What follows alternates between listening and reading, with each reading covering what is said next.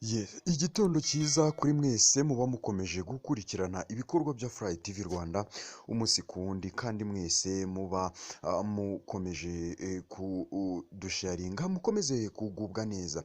Abanyarwanda mwese aho muri, amahoro abasakare, hanyuma abari hirya no hino mu mpande zigize igihugu mukomere.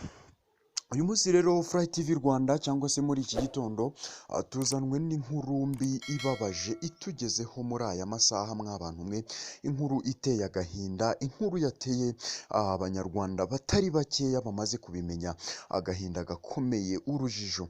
Umuhanzi japolly akaba yitabye Imana, cyangwa se uwo mwari muzi nka Tuyishime Joshua wari ufunzwe, ubu rero akaba yamaze kuba yakwitaba Imana. Uyu muhanzi japolly kandi twavuga ko yitabye Imana azize uburwayi bwo mu ijoro rishyira kuri uyu wa kane, aguye mu bitaro, akaba nanone aguye mu bitaro bya Muhima. Amakuru yageze ku gihe ni uko uyu muhanzi yagejejwe mu bitaro bya Muhima avanywe kuri gereza ya Mageragere yari afungiyemo mu masaha y'ijoro,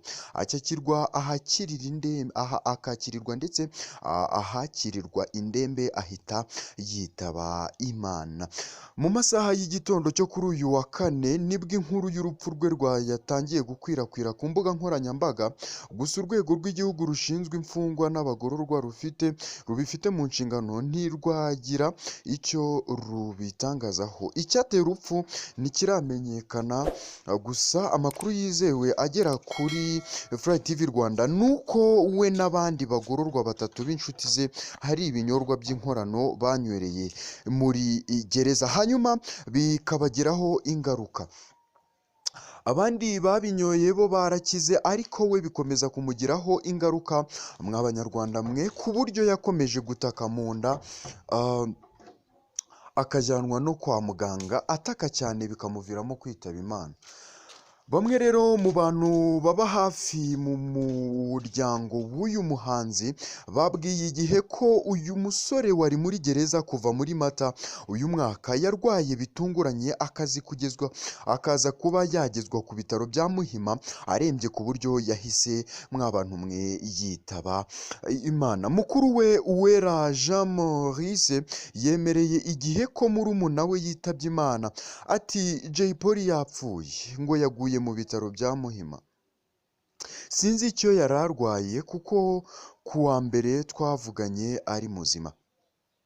Tuyishime Joshua benshi bamenye nka japolly yari umuraperi ukomeye mu njyana ya hip hop mu Rwanda, wanagize ndetse uruhare mu kuba yamenyekana imbere mu gihugu. Uyu muraperi wamamaye cyane mu ntangiriro z'umwaka wa 2008 ubwo yadukanaga na bagenzi be mu itsinda rya Tuff Gang. Nibwo yabarizwaga muri iri tsinda, ariko ntibyamubujije gukora umuziki ku giti cye, aho yakoze indirimbo zinyuranye zamugize icyamamare. Nta muntu n'umwe uzibagirwa indirimbo ze nka Musenyi, Defode, akanyarira jisho ndetse n'izindi zamufashije kubaka izina. Mu mwaka w'ibihumbi 2011 uyu muraperi wari mu bakunzwe cyane yagaragarijwe urukundo mu irushanwa rya Primus Guma Guma Superstar ryari ribaye bwa mbere.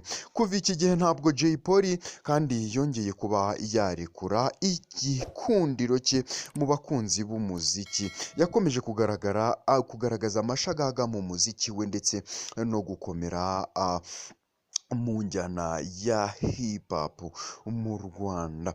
Cyakora mu mwaka wa 2018 japolly yatangiye kwisanga mu bibazo, rimwe na rimwe akanafungwa. Byatangiye nyuma yo kugira ngo amakimbirane n'umugore we, bikamuviramo gufungwa amezi agera muri 3. Nyuma yo gufungwa kandi uyu muraperi yakomeje gukora umuziki wiwe ndetse akora indirimbo zakunzwe bikomeye. Muri Mata umwaka wa 2021 yongeye gutabwa muri yombi akurikiranweho icyaha cyo gukoresha ibiyobyabwenge, akatirwa gufungwa iminsi 30.